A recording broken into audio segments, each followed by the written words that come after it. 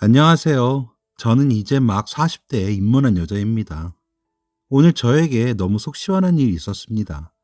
어디엔가 자랑은 하고 싶은데 막상 할 데가 없더라고요. 제가 친구도 못 만나고 지낸 시간들이 좀 있어서인지 이럴 때 함께 통쾌해줄 친구가 하나 없네요. 그래서 이렇게 대나무 숲에 고하는 심정으로 사연을 보냅니다. 사연을 쓰려고 그동안의 일들을 머릿속에 떠올리고 나니 저도 참 바보 같았다는 생각이 들면서 괜히 눈물도 나지만 이제 다시는 그런 일 겪지 않겠다는 다짐을 더 다지게 됩니다. 이제는 더 보란 듯이 잘 살면 되겠지만 오징어는 씹어야 마시고 뒷담은 또 해줘야 마시니까요. 혹시나 이 사연이 그 사람들 귀에 들어가면 더 좋겠다라는 심정으로 사연을 시작해 보겠습니다. 지금으로부터 10년 전이네요 벌써. 진짜 저를 공주님 대접을 하던 남자와 만나 결혼을 했습니다. 매번 데이트할 때마다 자기는 어쩜 이렇게 잘 먹는데도 몸매가 좋아? 나 몰래 막 다이어트하고 굶고 그러는 거 아니지? 라며 제 몸매를 칭찬할 때 알았어야 했을까요? 그저 저에게 잘 보이고 싶어 입 바른 소리 하는 거라고 생각했습니다. 절 너무 사랑해서 저의 모든 것이 다 예뻐 보이고 칭찬해주고 싶나 보다 하고요. 기분 나쁘지 않았고 저의 노력에 포상을 받는 것 같기도 했습니다. 어딜 가나 저와 함께 동행하며 저를 자랑스러워하는 남친의 모습이 귀엽기까지 했으니까요. 사실 제가 키가 좀 큰 편에 속해 조금이라도 살이 찌면 부해 보이고 덩치가 커 보여요. 고등학교 때까지 별명이 자이언트일 정도였으니까요. 그래서 수능이 끝나고 대학 들어가기 전까지 이를 악물고 운동과 식이요법으로 다이어트를 했습니다. 그 결과 키 173에 55kg로 빼고 나니 어딜 가던 날씬하다 소리를 듣게 되었습니다. 살을 빼고 나니 얼굴도 전보다 더 윤곽이 뚜렷해지고 피부도 좋아져서 화장도 잘 먹더군요. 그래서 예쁜 옷도 마음껏 입고 예쁘다는 소리를 누리며 사는 삶이 되었죠. 마치 영화 미녀는 괴로워의 김하중이 된 것처럼 사람들의 시선을 즐기며 살 수 있게 되었습니다. 대학에 들어가면서부터 번화가에 갈 때면 연락처 묻는 사람도 많았고 동아리나 과 선 후배들도 고백하기도 했습니다. 하지만 저는 괜히 여러 사람과 그런 일에 엮이고 싶지도 않았고 괜히 제가 좋지도 않은데 그 사람들의 마음을 받아주기도 그래서 연애를 많이 하지는 못했습니다. 솔직히 겁도 났고요. 그래서인지 살찌는 게 너무 싫고 겁이 나기도 했습니다. 더 마르고 싶다는 생각에 극단적으로 식이 조절을 하며 다이어트도 해봤지만 금세 돌아와서 55kg 유지하게 되더군요. 하지만 다이어트를 더 심하게 하는 것이 더 이상은 무리라는 생각에 조금 찐다 싶으면 조절하고 아니면 특별히 먹는 것 가리지 않게 되기까지 10년이 걸렸습니다. 그 세월 동안 저의 외모에도 열심히 투자했습니다. 운동도 꾸준히 했죠. 옷도 잘 맞으니 조금만 마음에 들면 사고 화장품도 새로 나온 것은 거의 사서 써볼 정도로요. 솔직히 결혼은 안 하고 싶었습니다. 그냥 이렇게 저에게 투자하고 부모님과 살다가 집 사고 차 사고 저만의 인생을 누리고 싶었습니다. 그렇게 지내고 있는데 회사에서 배려와 이해, 도움을 주시던 동료분들께서 갑작스럽게 고백을 하시고 그로 인해 곤란한 일들이 생겨 이직을 하게 되었습니다. 거의 비슷한 시기에 세 분에게 고백을 받았고 저는 다 거절하였지만 그분들끼리 다투게 되면서 일이 커졌거든요. 전혀 그분들과 연애의 연자도 꺼낼 마음이 없던 제가 거절하자 너무 실망하시며 이유를 물으시며 따지시기도 하고요. 좀 억울했지만 그냥 떠나자 마음 먹고 이직하게 되었습니다. 함께 일하시던 언니는 왜 네가 떠나냐?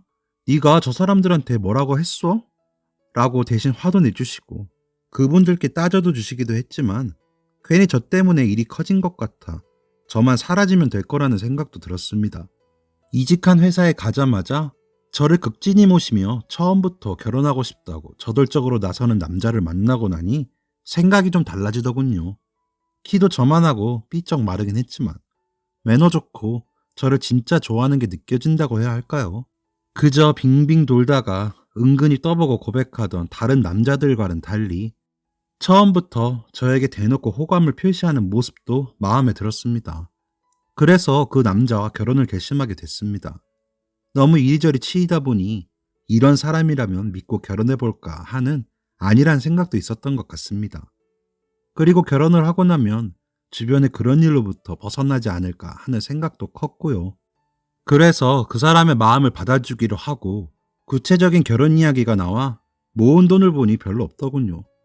부모님께서는 보태주시겠다고 하셨지만 넉넉하지 못하신 걸 알기에 구체적으로 조정하고 준비할 필요는 있을 것 같아 솔직하게 말했습니다. 이런 상황인데 내가 어떻게 준비하면 될까요?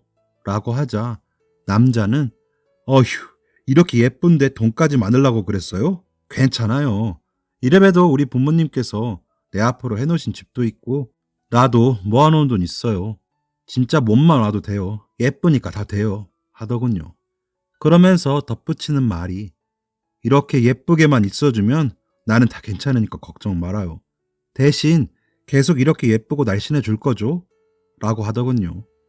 저는 그때 그 남자가 그저 절 그렇게 계속 사랑해 주겠다는 뜻인 줄로 알았습니다. 그래서 행복하다고 생각했습니다. 그렇게 결혼을 약속하고 각자 집에 인사드리며 저의 부모님 먼저 뵐 때도 이렇게 예쁘게 키우신 따님 제가 정말 모시면서 살겠습니다. 라고 하길래 저는 이 사람이 날 진짜 사랑하는구나 했죠. 그렇지만 그 사람 어머니께 인사드리러 갔을 때도 눈치 못 챈 제가 바보 멍청이 등신이었습니다. 절 보시자마자 어머 진짜 키에 비해 날씬하다. 피부도 좋네. 근데 얘기했던 것보다 약간 살집이 있네. 뭐 차차 좀 더 빼면 되지. 이러시더라고요. 그러자 그 사람은 실실 웃으면서 우리 엄마가 살찐 사람은 미련하다고 진짜 안 좋아하시거든. 우리 엄마도 되게 마르셨지? 우리 가족은 좀 체질인지 다 그래. 라더군요. 나중에 한 사실이지만 진짜 그 집안은 다 빼빼 말랐었습니다. 그것도 피골이 상접해 보일 정도로요. 그래서 더 나이 들어 보이는 그런 스타일이었는데 뚱뚱한 사람보다는 더 좋다고 하는 집안이었습니다. 그러면서 외모에 대한 부심들이 어마어마하더군요. 저도 그분들을 보면서 제가 그때까지 했던 관리들이 있는데 쉽게 무너지겠냐는 생각도 있고 지금처럼 유지할 자신도 있었습니다. 그래서 크게 신경 쓰지 않았습니다. 하지만 결혼과 임신이라는 변수가 제 몸의 패턴을 무너뜨리더군요. 남편은 많이 먹는데도 살이 찌지 않는 사람이었습니다. 특별히 하는 운동은 없는데도 먹는 것에 비해 살이 찌지 않았습니다. 그런데 남편은 신혼여행지에서부터 매일 야식을 먹더라고요. 먹으면서 항상 저에게도 권하고 안 먹으면 삐지기도 했습니다. 그래서 혹시라도 살이 찔까 부담스럽더군요. 그래도 그때는 먹고 다음날 회사에서 점심을 굶고 회사 주변을 걷거나 엘리베이터를 타지 않고 다니면서 움직였더니 그렇게 크게 몸무게나 체형이 변하진 않더군요. 퇴근 후에는 매일 운동을 다녀왔고요. 그래서 잠깐 이제는 내가 살이 안 찌는 체질이 됐나 보다 라고 착각을 했죠. 그러다 우리에게 아기 천사가 찾아왔습니다. 남편은 엄청 좋아하더군요. 당신 닮은 딸이면 너무 좋겠다 라며 굉장히 들떠했습니다. 저는 혹시 살이 많이 찌면 어쩌나 하는 걱정이 있었지만 아이가 온 기쁨에 다 잊어버리게 되더군요. 남들은 임신 초기에 입덧을 해서 못 먹는다던데 저는 먹덧이 찾아왔습니다. 돌아서면 배가 고프고 돌아서면 배가 고프고 처음에 남편은 잘 먹어야 아기가 건강하지 하더니 제가 조금씩 살이 찌는 게 느껴졌는지 너무 살찌면 아기 낳을 때 힘들다던데 나랑 좀 걸어 다닐래? 하더군요. 그때라도 정신 차리고 덜 먹었으면 좀 덜 했을까요? 살은 찌고 또 찌더니 임신 8개월이 되자 80kg을 찍더군요. 그런데도 아이 낳고 빼면 되지 라는 아니란 생각이 있기도 했습니다. 하지만 시어머니와 남편, 시댁 식구들은 저를 무슨 짐승 보듯 하더군요. 시댁 식구들은 마르기도 했지만 키들도 큰 편이 아니라 제가 더 거대해 보였나 봅니다. 시어머님 생신이라 모여 밥을 먹는데 아가 넌 그만 먹어라. 아무리 임산부여도 심하지 않니? 그래도 여자가 그게 뭐니? 라고 시어머니가 입을 떼자 아주버님이 그러게 아무리 임신을 해도 저렇게 찔 수가 있나? 우리 와이프도 그 정도는 아니던데요. 라고 보태더군요. 당황하고 있는 저를 보며 시누이가 깔깔 웃으며 그러게 내가 언니 키가 커서 덩치 좀 있겠다고 했잖아. 진짜 언니 보면 내가 다 숨이 막혀요. 오빠 잘 때 깔려서 자는 거 아니야? 하더군요. 그러자 남편이 안 그래도 요즘 좀 숨 막혀. 근데 애 낳고 빼면 되지. 당신도 힘들지? 얼른 우리 아가 낳고 전으로 돌아가자. 하면서 웃더군요. 눈물이 왈칵 나서 얼른 짐을 챙겨 그 자리에서 빠져나왔습니다. 제가 아무리 살이 쪘어도 가족들이 빙 둘러앉아 저를 조리돌림하는 그 자리에서 더 있을 자신이 없었습니다.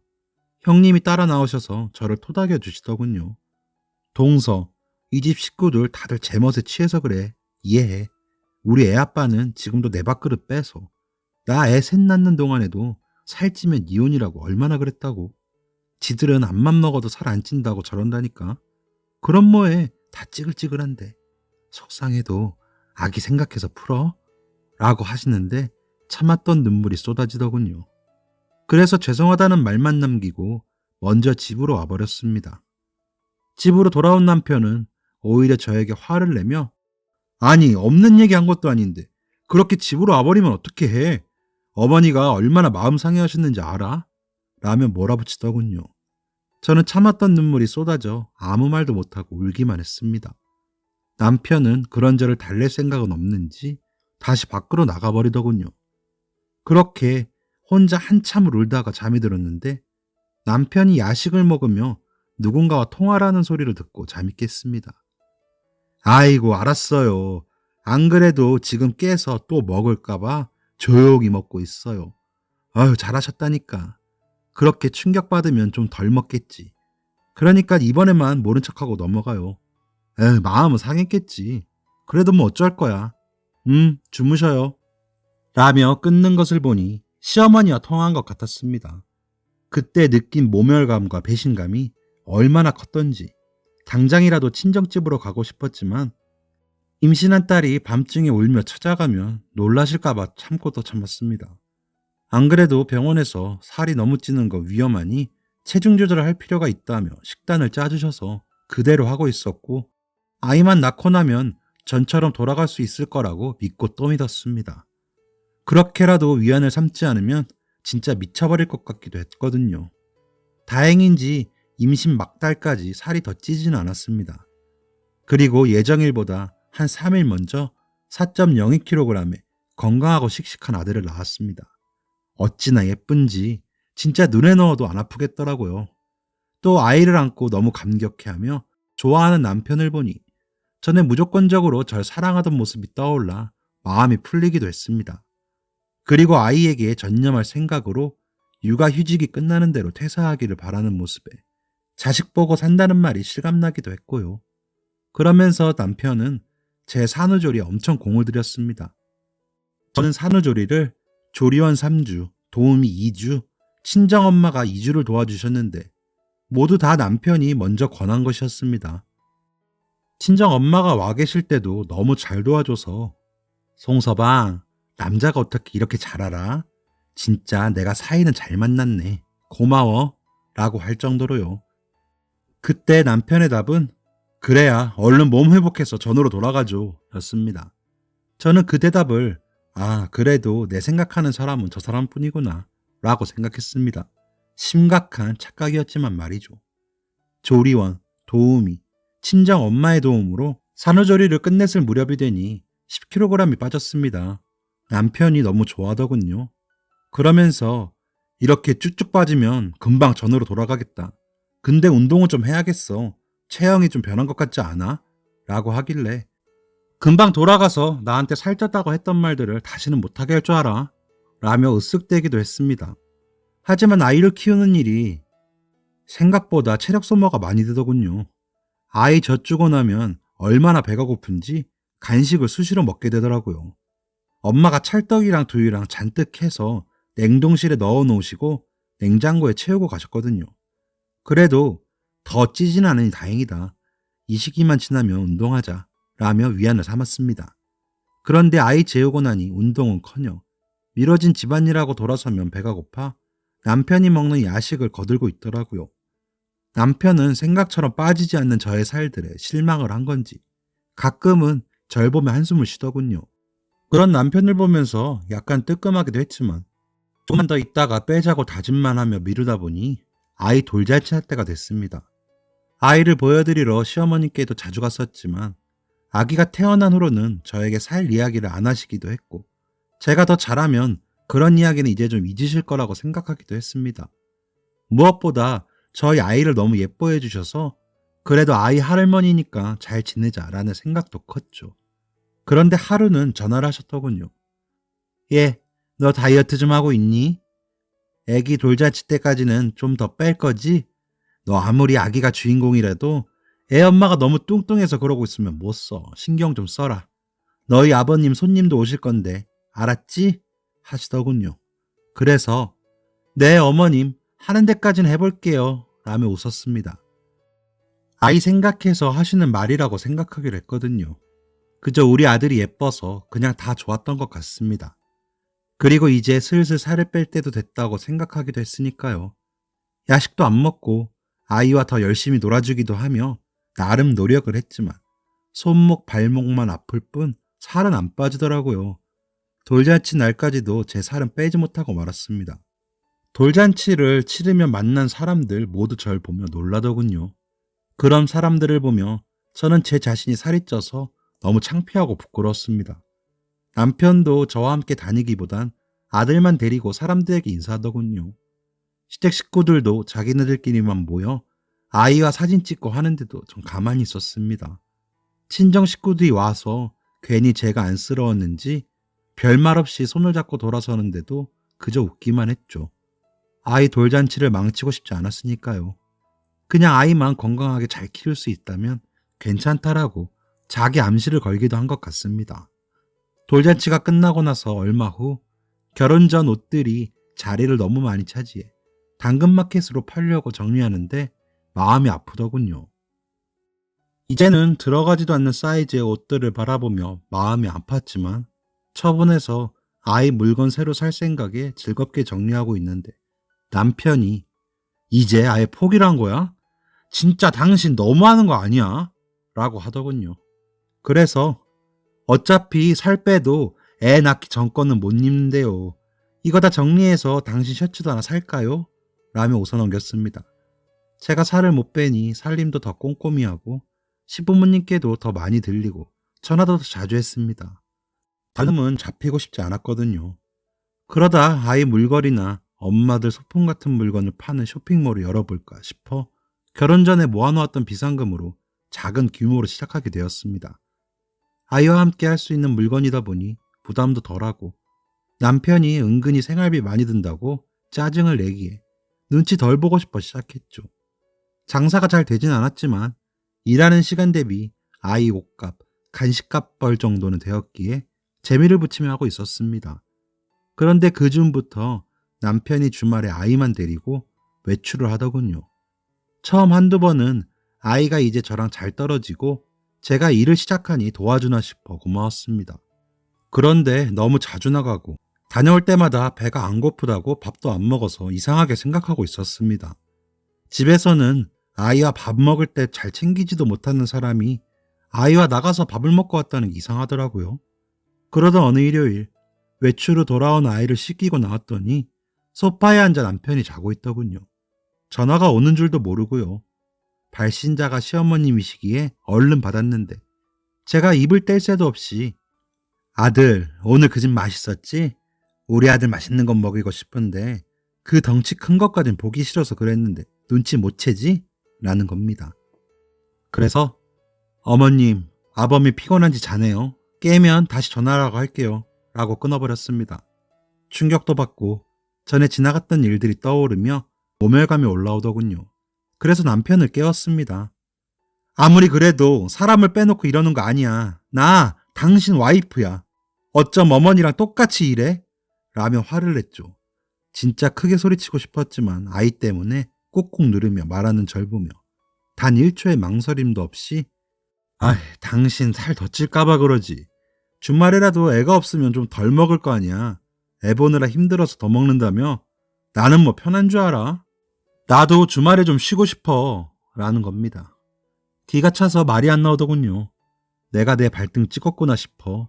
그냥 애 아빠로만 생각하고 살자 싶었습니다. 애는 키워야 하니까요.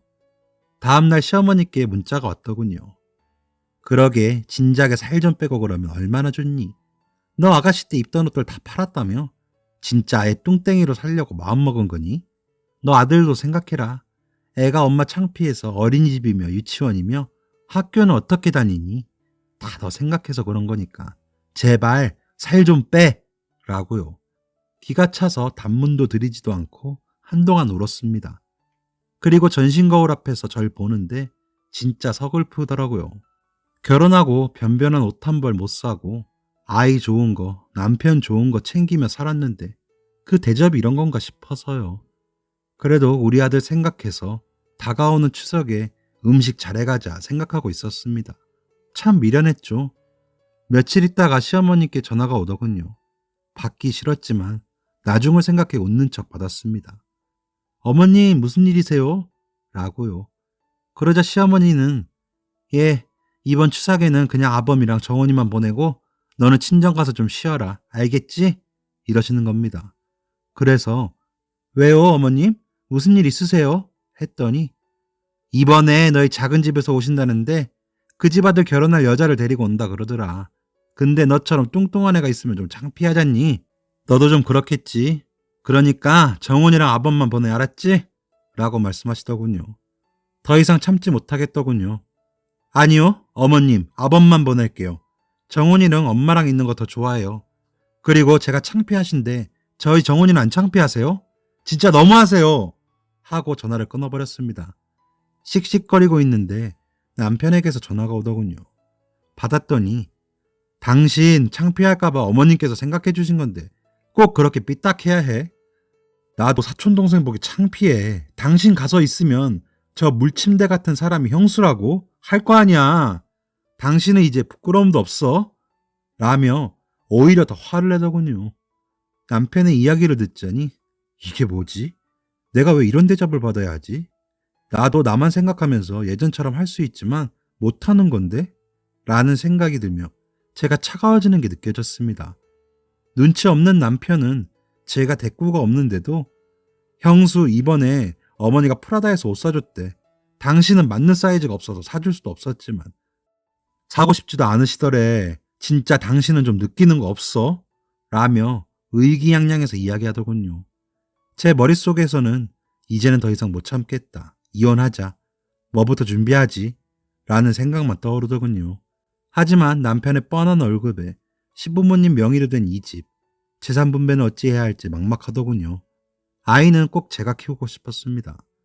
그래서 쇼핑몰 컨셉을 좀 바꿔보자는 생각을 했습니다.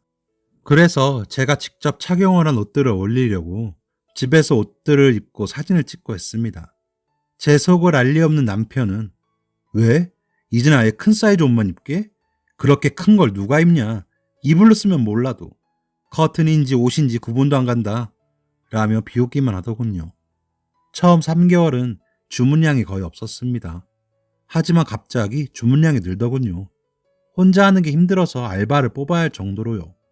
제가 SNS에 꾸준히 홍보를 한 것이 효과가 있더군요. 그리고 리뷰에 달아주시는 고객님들 사연들도 저처럼 산후에 살찐 분들이 많아 공감하며 답글을 단 것이 효과가 좋았습니다. 그렇게 6개월 정도 지나자 전문 모델들과 촬영도 하고 사무실도 얻을 정도가 되었습니다. 그간에도 시댁에는 일체 방문하지도 연락하지도 않았습니다. 굳이 그분들도 절 찾지 않으셨고요. 가끔 시어머니께서 메시지로 살이나 빼지 괜히 일 버려서 빚지고 그러지 말라는 메시지를 보내긴 하셨죠. 그래서 이를 악물고 더 일에 몰두할 수 있기도 했습니다. 아이에게 쓰는 시간은 되도록 건드리지 않으려 노력하느라 바쁘긴 했지만 남편과도 함께 밥을 먹거나 하는 일을 줄여 그저 한 집에 사는 사람 정도로만 여기고 지냈습니다. 그런 날들이 길어지자 하루는 괜히 곁에 와서 매출 정리하는데 와서 보더군요. 생각했던 것보다 금액이 크자 당황하며 당신 이렇게 많이 벌어? 어떻게? 라더니 갑자기 안 힘드냐며 쉬엄쉬엄 하라고 하더군요. 월급쟁이 월급 보다가 몇 배가 넘는 금액에 놀라기도 했겠죠. 한 달 매출도 아닌데 웃기기도 했고 무시하던 말투가 생각나 괜히 으쓱하기도 했습니다. 그리고 바쁘게 일한 탓인지 살도 조금은 빠지기 시작했습니다. 그렇게 다시 추석이 찾아오니 시어머니께 전화가 왔습니다. 애미야, 이번 추석에는 올 거지? 예, 우리 그동안 너무 못 만났다. 라며 호호호 하시는 겁니다. 이유가 뭔지 뻔히 보였기에 어머님, 저 불편해 하시는 거 아니셨어요? 저는 그런 줄 알고 못 갔죠. 이번 추석 때도 당연히 못 간다고 생각해서 정훈이랑 여행 예약해놨어요. 친정 부모님이랑 받아보고 오려고요. 저 이번에 차 뽑았거든요. 라며 웃으며 말씀드렸습니다. 그러자 갑자기 목소리가 커지시며 야, 시어머니가 이렇게 전화했으면 모르는 척 와서 잘못했습니다 해야지. 뭐? 여행? 이게 진짜 보자 하니까 뭐 하는 짓이야? 내 아들이나 되니까 너처럼 살찐 거 데리고 살아주지. 어디서 건방을 떨고 있어. 군소리 말고 와! 하며 전화를 끊으셨습니다. 저녁에 돌아온 남편이 어머니랑 통화했다며 당신 며느리 아니야? 어디서 명절에 여행을 가. 좀 조용히 살자. 진짜 나도 힘들다. 라며 화를 내더군요. 그래서 그래 힘들다. 나도 그러니까 우리 그만 살자. 이혼해.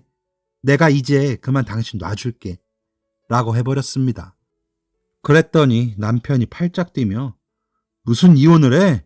이혼이 애들 장난이야. 라더군요. 웃음이 나더군요. 그래서 웃으며 왜? 나 창피하다며. 뚱뚱해도 돈 좀 버니까 안 창피해? 라고 했더니 남편이 벙쪄하더군요. 나 이제 당신하고 안 살아. 그러니까 우리 힘 빼지 말자. 라고 하니 그래 그러자. 대신 당신 쇼핑몰에서 번 돈 반 내놔. 결혼 생활 중에 생긴 이득은 반반인 거 알지? 라더군요.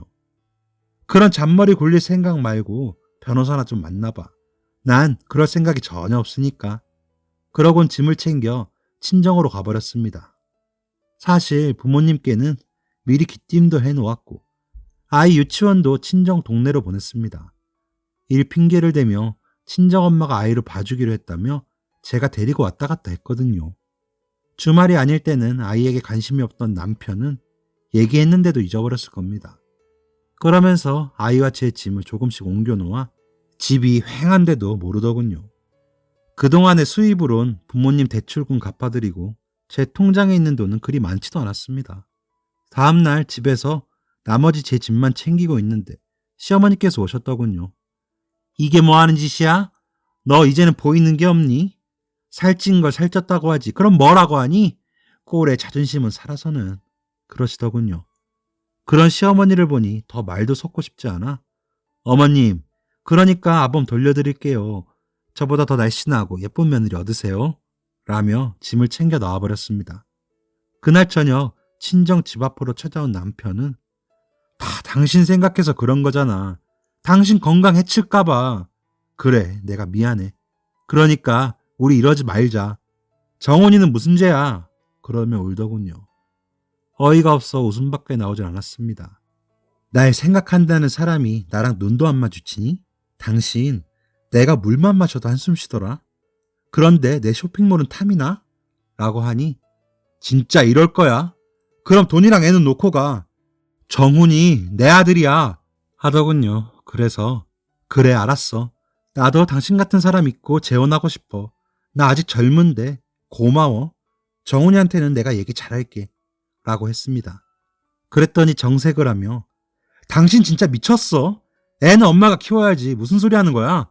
진짜 나도 가만 안 있을 줄 알아. 라며 가버리더군요. 사실 아이 얘기는 저럴 줄 알고 일부러 한 말이었습니다. 아이가 저만 유독 찾기도 하고 주말에 나가서도 계속 제 얘기를 하며 징징거리기도 하나 보더라고요. 변호사를 만나 그동안 남편과 시댁 식구들에게 당했던 모욕적인 메시지와 음성 파일을 건네니 이 정도 증거면 유리하다며 그쪽에 내용 정리해서 소장 만드신다고 하더군요. 재판 결과는 그쪽이 유책 배우자가 되어 재산 분할은 6대4 정도로 분할이 됐습니다. 그래봤자 큰 규모의 재산들은 다 부모님 명의라서 액수도 크지 않았지만요. 아이의 양육권과 친권, 모두 제가 가지고 오고 2주에 한 번 이틀 동안 아빠와 만날 수 있도록 조정했습니다. 양육비는 매달 70만 원으로 책정되었습니다. 그런데 한 6개월 주더니 안 주더군요.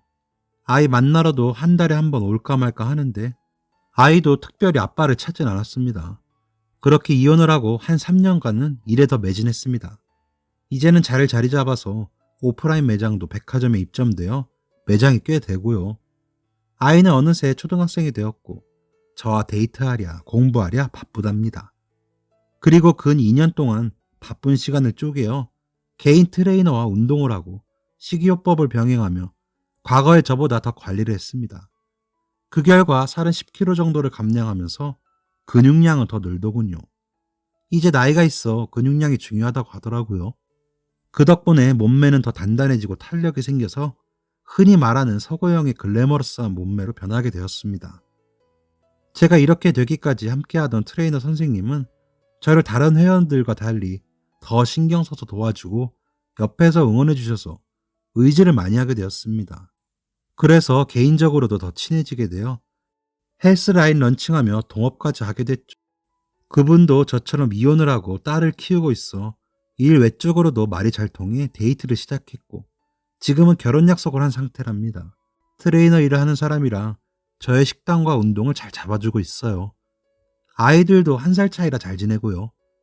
그리고 제가 살 빼는 과정과 우리가 데이트하는 과정을 공개해서 고객님들께 더 호응을 얻기도 했죠. 그러다 오늘 매장 점검차 백화점에 가야 하는 일정이 있어 백화점에서 예비 남편을 만나기로 하고 먼저 도착해 기다리는데 멀리 익숙한 모습의 두 남녀가 보이더군요. 네, 전 남편과 전 시어머니였습니다. 그냥 모른 척할까 했지만 제 변한 모습을 보여주면 그 사람들이 어떤 반응을 보일지 궁금해졌습니다. 그래서 그 사람들 쪽으로 걸어가며 멀리서부터 아는 척을 했습니다. 처음엔 긴가민가 하는 것 같더니 이내 알아보던 눈치더군요. 어머, 쇼핑하러 나오셨어요?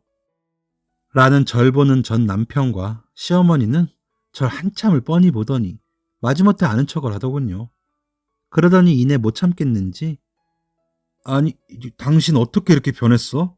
라기에 왜? 전보다 너무 좋아 보이지? 당신이랑 살 때는 안 되던 게 이렇게 되더라고 라며 웃었죠. 그랬더니 아니 이렇게 변할 수 있었으면서 왜 예전엔 그렇게 돼지같이 라며 절 훑어보더군요. 그래서 뭐? 돼지? 아이고 아직도 그 몰상식함은 여전하네. 사람 면전에 돼지라는 말 아직도 해? 그래. 근데 내가 돼지면 당신은 멸치네? 라고 받아쳤죠. 뭐? 멸치? 말 다 했어? 이게 진짜 돈 좀 벌고 살 좀 빠지더니 배는 게 없나? 이년이 어디서 누구한테 멸치래? 이 못 빼어먹은 년이! 라며 전 남편과 시어머니가 방방 뜨더군요. 그 큰 백화점 한복판에서 전 남편과 전 시어머니가 약이 잔뜩 올라 열이 받는지 목소리를 높이며 저를 죽일 듯이 몰아붙이는 모습이 가관이더군요. 그 모습이 속으로는 우스웠지만 사실 약간 겁도 나긴 했어요. 그런데 그 순간 무슨 일이야 자기야? 하며 예비 남편이 다가왔어요. 전 남편보다 어깨가 2배는 넓지 키도 크지 까무잡잡한 남자가 나타나니 전 남편 눈빛이 흔들리더군요.